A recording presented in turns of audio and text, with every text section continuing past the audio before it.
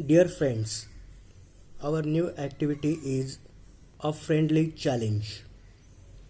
Game 5. Form pairs. या ठिकाणी दोघांनी ही ॲक्टिव्हिटी करायची असं सांगितलं आहे, परंतु आपण घरी असल्या कारणाने यावेळेस तुम्ही इंडिव्हिज्युअल म्हणजेच वैयक्तिक तुम्ही ही ॲक्टिव्हिटी करायची आहे. Right a wrong sentence and ask your partner to correct it. If necessary, refer to the following tables, but feel free to frame your own sentences. But remember, you must be able to correct your sentence. Okay, चला तर मग यातून आपल्याला काय कळलं की तुम्ही एखादं चुकीचं वाक्य दिलेलं असेल तर ते करेक्ट करायचं आहे, स्वतःच करायचं आहे. आणि ते वाक्य करेक्ट करण्यासाठी उपयुक्त अशी माहिती ही आपल्याला खाली दिलेली आहे, ती मी तुम्हाला आज सांगणार आहे. तर तुम्ही व्यवस्थित काळजीपूर्वक ते एका लक्षात घ्या आणि मग नंतर तुम्हाला मी नेक्स्ट याच्यामध्ये तुम्हाला त्याबद्दल वाक्य देणार आहे. पहिलं म्हटलं यूज ऑफ बी. आता या ठिकाणी बी म्हणजेच काय, तर टू बीची रूपं. आपल्याला माहितीच असेल की टू बीची रूपं ही कोणती आहेत, तर वर्तमान काळी आहेत एम इज आर आणि भूतकाळी आहेत वॉज वेअर. आता या ठिकाणी तुम्हाला दिसतंय आय एम. आता आय नंतर एमचा वापर होतो हे आपल्याला माहिती आहे. त्याच पद्धतीने इथे दिलेले वी आर. ओके, या ठिकाणी आर आणि एम हे दोन्ही काय आहेत, टू बीची रूपं आहेत, ती योग्य पद्धतीने या ठिकाणी वापरलेली आहेत. नेक्स्ट यू आर आणि पुढचं आहे यू आर. वरचं जे आहे हा यू एकवचनीसाठी आहे, हा यू अनेकवचनीसाठी आहे, परंतु दोघांसाठी या ठिकाणी आर हेच टू बीचे रूप वापरतो हे आपण लक्षात घ्यायचं आहे. यानंतर ही शी इट हे तीनही सर्वनाम जे आहेत यानंतर आपण इज वापरत असतो हे लक्षात घ्या. दे आर, दे नंतर आरचा वापर करतो. ही झाली आपली टू बीची वर्तमान काळी रूपं. ओके, आता या ठिकाणी दिलेला आहे आपण टू बीच्या भूतकाळी रूपांचा वापर. आता आय भूतकाळी रूपं कोणती, वॉज आणि वेअरच आहे. मग यात आपल्याला एक लक्षात ठेवायचं आहे, एकवचनी सर्वनाम असेल किंवा कर्ता असेल तर त्यानंतर वॉज वापरला जातो, अनेकवचनी असेल तर त्यानंतर वेअरचा वापर होतो. या ठिकाणी बघा I was, we were, you were, you were. Okay, यानंतर ही शी इट हे सर्वनाम आले असतील तर यासाठी आपण वॉजचा वापर करतो आणि दे यानंतर वेअरचा वापर करतो. अशा प्रकारे ही टू बीची रूपं आहेत की ज्यांचा आपण या ठिकाणी योग्य पद्धतीने वापर करतो आणि तो तुम्ही सुद्धा करायचा आहे. Use of do. आता डू हे काय आहे, तर डू सुद्धा हे एक प्रायमरी ऑक्झिलरी आहे. ओके, आता डूची रूपं कोणती आहेत आपल्याला माहिती असायला पाहिजे. यासाठी डू, डज आणि डीड अशा प्रकारे डूची रूपं आहेत. आता त्यांचा योग्य पद्धतीने कसा वापर करायचा ही फार अत्यंत महत्त्वपूर्ण माहिती आहे. अगदी तुम्हाला 10वी 12वी त्याही पुढे गेलात तरी तुम्हाला ही उपयुक्त ठरणार आहे, परंतु त्यावेळेसही आपल्याला अद्याप ही कळालेलं नसते, म्हणून आतापासून यासाठी लक्ष द्या. बघा आय डू किंवा डोंट. होकारार्थी असेल तर डूचा वापर करू शकतो, नकारार्थी वाक्यासाठी डोंटचा वापर आपण या ठिकाणी करत असतो. वी डू और वी डोंट. मग यात एकच लक्षात ठेवायचं आहे, या आय आणि वी या दोन सर्वनामानंतर डूचा उपयोग या ठिकाणी केलेला आहे. होकारार्थीसाठी आणि नकारार्थी असेल त्यासाठी डोंटचा वापर केलेला आहे. आता इथे बघा यू त्यासाठी सुद्धा डू और डोंट यू साठी डू आणि डोंट अशा प्रकारे वापर केलेला आहे. महत्त्वाचा यामध्ये जो नियम आहे तो आणि बदल आहे महत्त्वपूर्ण तो लक्षात घ्या की या ठिकाणी ही, शी, इट यानंतर डजचा वापर होतो किंवा डझंट नकारार्थी करायचं असेल तर डझंटचा वापर होतो. हे सर्वात महत्त्वपूर्ण आहे. ही, शी, इट यानंतर डजचा वापर होतो हे आपण कायम लक्षात ठेवायचं आहे. यानंतर दे डू किंवा दे डोंट नकारार्थी करायचं असेल तर दे डोंट अशा प्रकारे. मग या सर्व डूच्या रूपांमध्ये आपल्याला काय लक्षात येईल की डज ही शीट नंतर डज किंवा नकारार्थी करायचं असेल तर डझंटचा वापर करतो. हे झालं डू किंवा डज याबद्दल, कारण डू आणि डज ही डूची वर्तमानकाळी रूपे आहेत. आता डूचे भूतकाळी रूप कोणते आहे तर डीड आहे. तर या ठिकाणी बघा तुम्ही आय डीड किंवा आय डिडंट. आता या ठिकाणी एक लक्षात येईल डूचा भूतकाळ डीड असल्या कारणाने या ठिकाणी कोणतंही सर्वनाम असेल तरी आपल्याला डीड किंवा नकारार्थी वाक्यासाठी डिडंट वापरायचं आहे. यामध्ये कर्ता सर्वनाम कुठलंही असेल तरी आपल्याला त्याचाच वापर करायचा आहे. म्हणजे I did didn't, we did didn't, you did didn't, you did didn't अशा प्रकारे. यानंतर बघा ही, शी, इट आहे. या ठिकाणी वरती बदल झाला होता, डूचा डज झालेला होता, परंतु या ठिकाणी मात्र तसं काही नाही आहे. ही, शी, इट या सर्वनामानंतर सरळ आपण डीड किंवा डिडंटचा वापर केलेला आहे. दे यानंतर सुद्धा डीड किंवा डिडंटचा वापर करतोय. म्हणून डीड भूतकाळी वाक्यात बनवायचं असेल, डीड वापरायचं असेल, नकारार्थी बनवायचं असेल तर त्यासाठी आपल्याला डीड हेच किंवा नकारार्थीसाठी डिडंट याच डूच्या रूपांचा वापर आपण करत असतो. या ठिकाणी सर्वनामं कोणती आणि त्यासाठी वापरल्या जाणारे मॉडल ऑक्झिलरीज कोणती ते आपण बघतोय. आता ही डूची रूपं आपण ही या ठिकाणी बघितली. त्याचप्रमाणे पुढचा उपयोग आहे यूज ऑफ हॅव. आता हॅवची रूपं कोणती आहे तर आपल्याला माहिती असायला हवी. हॅव आणि हॅज ही दोन हॅवची रूपं आहे आणि तिसरं आहेत भूतकाळी हॅड. आता हॅव, हॅज ही हॅवची वर्तमानकाळी रूपं आहेत आणि हॅड जी आहे ही भूतकाळी रूप आहे. ओके, तर बघा आय यानंतर हॅवचा उपयोग होतो. वी यानंतर सुद्धा आपण हॅवचाच वापर करत असतो. यू हॅव हे एकवचनी आणि अनेकवचनी यू आहेत आपल्याला वर सांगितल्याप्रमाणे. अशा प्रकारे हॅवचा वापर आपण या सर्वनामांनंतर करतो. परंतु महत्त्वाचं पुन्हा इथे तेच आहे, लक्षात घ्या. ही, शी, इट यानंतर हॅज वापरतो हे लक्षात घ्या.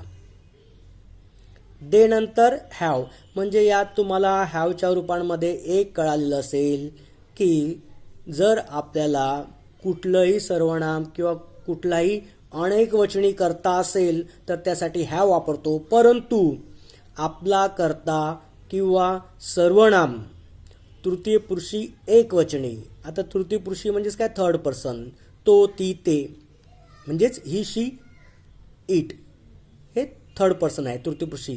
आणि हे कसे आहेत एकवचनी आहेत. हे सर्व नामं जे आहेत हे कसे आहेत एकवचनी सर्वनाम आहेत.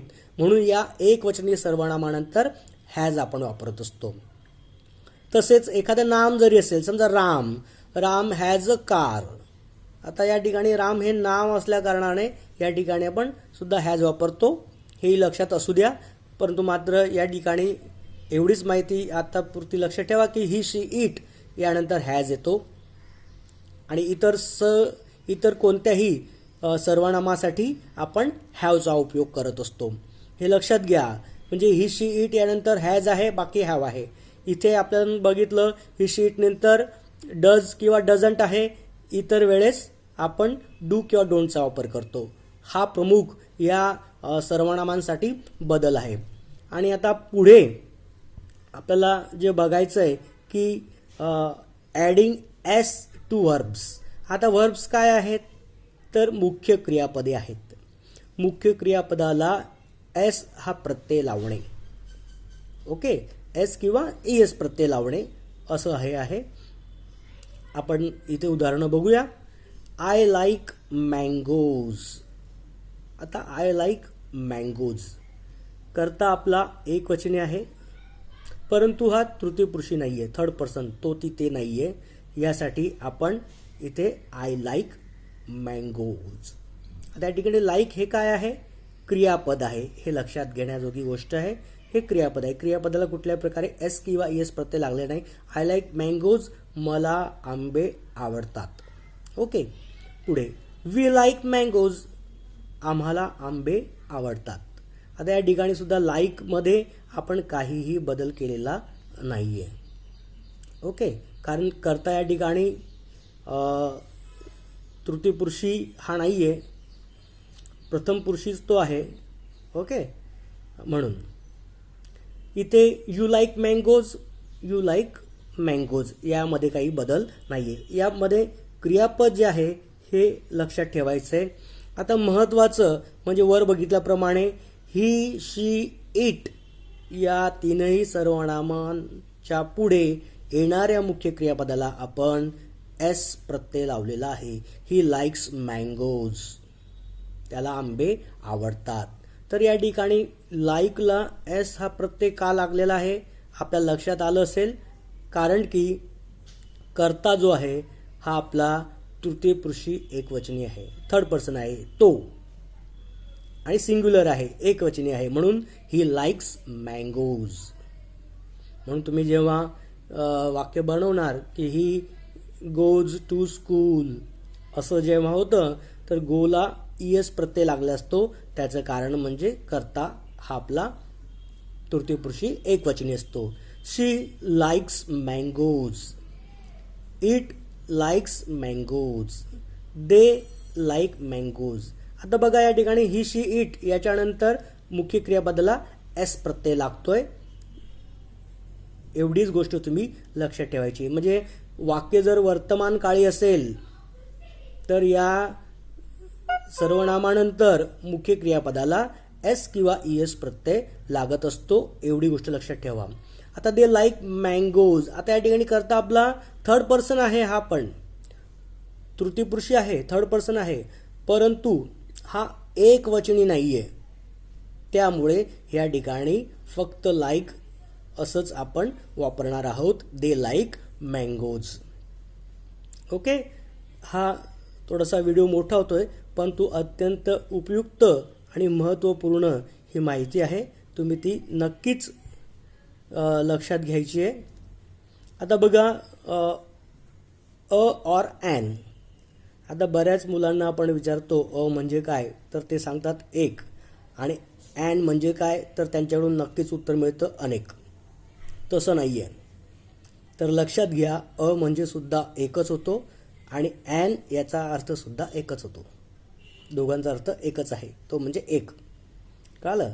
मग त्याचा फक्त वापर या ठिकाणी असा भिन्न करायचा असतो. तुम्हाला 5वी 6वीला झालेलं आहे की जे स्वर आहेत AEIOU या स्वराने सुरू होणाऱ्या शब्दांच्या पूर्वी आपण ॲन वापरत असतो. बघा या ठिकाणी ॲन ॲपल, ॲपलची सुरुवात या व्हॉवेलने झालेली आहे, स्वराने झालेली आहे, त्यामुळे या ठिकाणी ॲनचा वापर केला आहे.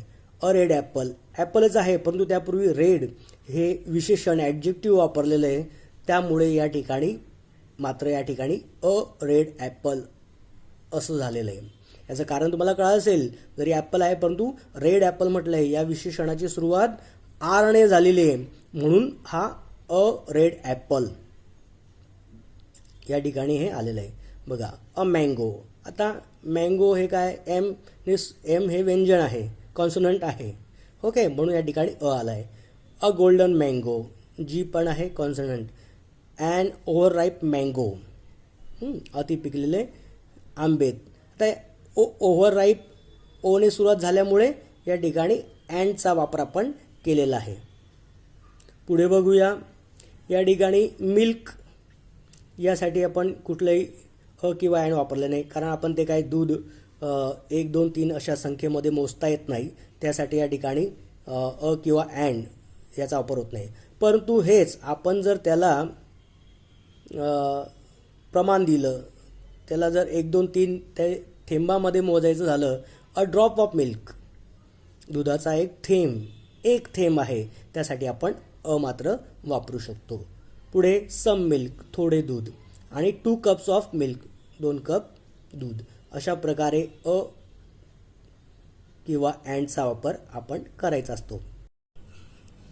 विद्यार्थी मित्रांनो, या ठिकाणी आपल्याला आता काही वाक्य करेक्शनसाठी दिलेली आहेत. तर चला आपण बघूया.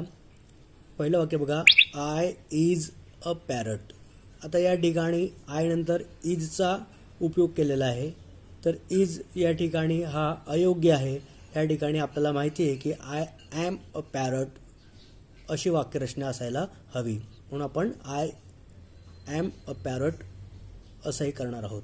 दुसरं वाक्य आहे, यू डझंट स्टडी हार्ड. आता या ठिकाणी यू नंतर डझंट हा शब्दप्रयोग जो आहे हा चुकीचा आहे. यू नंतर डोंट स्टडी हार्ड असं असायला हवं होतं. डझंटचा वापर आपण ही शी इट अशी जेव्हा तृतीयपुरुषी एकवचनी सर्वनामं असतात त्यावेळेस आपण करत असतो. या ठिकाणी नेक्स्ट सेंटेन्स बघा, माय टीचर आर व्हेरी नाईस. आता या ठिकाणी टीचर एकच शिक्षक आहेत.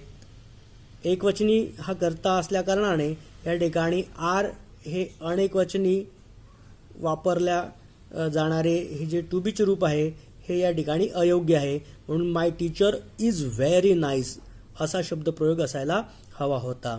यानंतर पुढे बघूया, दे रेड ॲपल इट. आता या ठिकाणी ऑर्डर चुकलेला आहे. योग्य क्रमाने आपल्याला ते लावायचं आहे. तर योग्य असं असेल, दे इट रेड ॲपल, कारण कर्ता नंतर क्रियापद आणि मग कर्म अशा पद्धतीने वाक्यरचना ही इंग्रजीमध्ये असते. आता पुढील वाक्य आपण बघणार आहोत. तर ते बघा, आय लाईक मिल्क्स. आता मिल्क्स हे दुधाचे अनेक वचन होत नाही, कारण हे अनकाउंटेबल नाऊन आहे. बरोबर आहे, कारण याला आपण दुधाला 1 2 3 1 2 3 असे या पद्धतीने आपण याचा उपयोग करत नाही. 1 दूध 2 दूध असं आपण म्हणत नाही. ओके, म्हणून या ठिकाणी हे अनकाउंटेबल नाउन असल्यामुळे आपण इथे आय लाईक मिल्क एस हा आपण काढून टाकणार आहोत. पुढचं वाक्य, आय लाईक प्ले बॉल.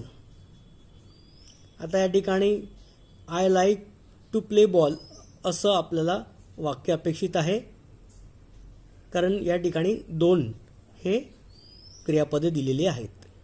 तर यापैकी आपल्याला एक हे घ्यावं लागेल. धन्यवाद.